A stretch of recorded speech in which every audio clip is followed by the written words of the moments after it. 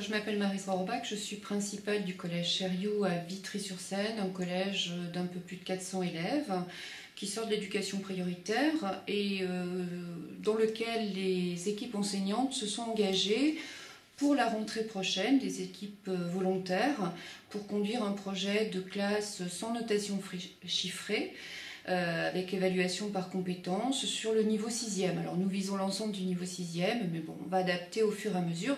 Tout ça est en construction complète. Alors aujourd'hui, je suis venue avec 2 enseignantes de l'établissement, M. Soulis, professeur de mathématiques, et M. Razat, professeur d'anglais, qui sont des enseignants volontaires, partis donc sur ce travail. Nous avons été déjà accompagnés par la CARDI en établissement et en travail de formation sur une demi-journée dans le district, enfin, ou à côté du district, en tout cas sur un territoire proche de notre établissement. Alors aujourd'hui, ce que nous avons partagé, enfin, l'intérêt de cette journée pour nous aujourd'hui, c'était de venir partager ces expériences, de venir avec nos questions. Nous avons interrogé les enseignants dans l'établissement et nous sommes venus avec nos questions ce matin. Nous avons trouvé en partie des réponses, pas toutes. Je crois que le grand message, en tout cas, de cette matinée, c'est que chacun va construire en fonction de son environnement, son propre modèle, finalement, de classe. Et dans l'atelier dans lequel j'étais, moi, sur les outils... L'atelier sur les outils de communication. Voilà. L'atelier sur les outils de communication, ça nous a permis de voir ce qui se faisait déjà, par ailleurs, d'avoir une grande palette de diversité, en tout cas de modes d'évaluation, de choix d'évaluation, sur quelles compétences transversales ou compétences disciplinaires, et en tout cas de nous éclairer sur ce qu'il était possible de faire. Alors c'est évidemment frustrant parce qu'on n'a pas tout vu, on n'a pas conclu complètement nos échanges, on a aussi poussé un peu plus loin sur la communication aux familles. Vous pouvez peut-être développer. Alors sur la communication aux familles, ce qui était intéressant, c'est d'essayer de mesurer ce qui changeait la donne finalement dans la communication aux familles avec cette façon d'évaluer les élèves et en tout cas cette façon de restituer la valorisation des compétences qu'ont acquis les élèves.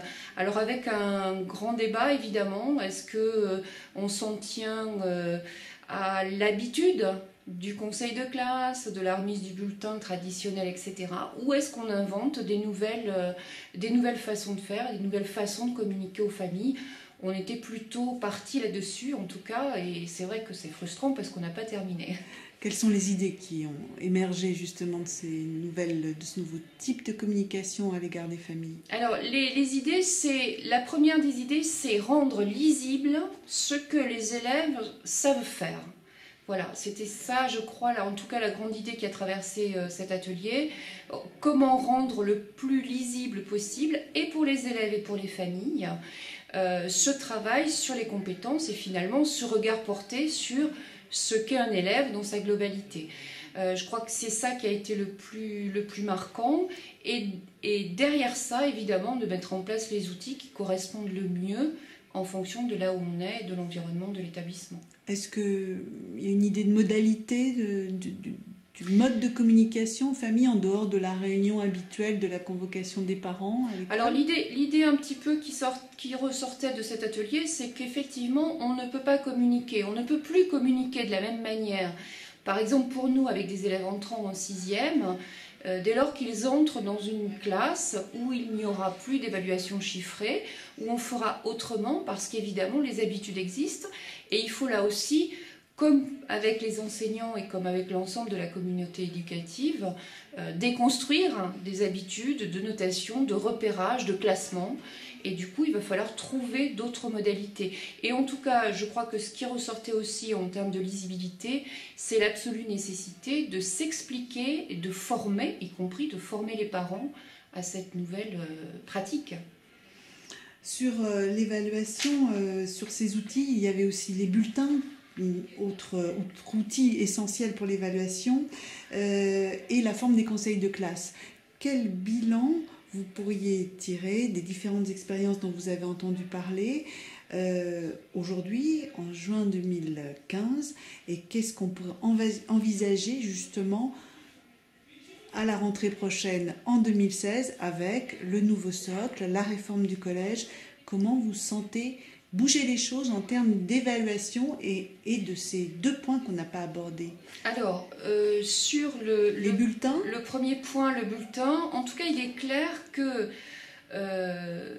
dès lors qu'on passe d'une évaluation à notation chiffrée à une évaluation sans notation chiffrée, la vraie difficulté, c'est de ne pas retomber dans l'écueil du binaire, c'est-à-dire rouge et vert finalement, acquis, non acquis. Donc ça a été une des grandes questions qui a été abordée, et notamment la façon dont on identifie l'évolution et la valorisation de la progression de l'élève. Donc la progression à prendre en compte avec des items à créer. Oui, tout à fait. Alors des items, alors là-dessus, par exemple, nous... Nous, on n'est pas complètement arrêtés. Ça peut être sur des compétences transversales, ça peut être aussi sur des compétences disciplinaires qui viennent compléter un petit peu ces compétences transversales et qui donc viennent alimenter finalement l'évaluation des élèves. Sur les conseils de classe, sur cette question des conseils de classe, moi je pense que et ça a un peu traversé l'atelier, mais là encore avec beaucoup de frustration parce qu'on n'a pas été jusqu'au bout. Sur les conseils de classe, il est clair qu'on ne peut pas, en tout cas, il est difficilement concevable d'imaginer qu'on poursuive tels qu'ils existent aujourd'hui des conseils de classe où on a des choses à dire de façon individuelle aux élèves et à leurs familles. Et du coup, ça ne peut plus passer par cette réunion institutionnelle. Juste une chose, est-ce qu'on a une petite idée de à quoi pourrait donc ressembler ce conseil de classe du futur?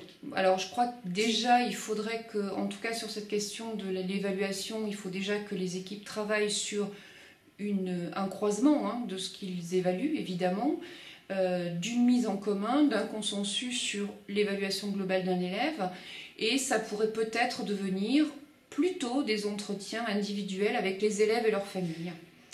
Merci beaucoup. Merci. Pour ce compte-rendu d'atelier sur un atelier qui portait le titre de « Outils pour communiquer sur l'évaluation ». Merci, madame. Merci.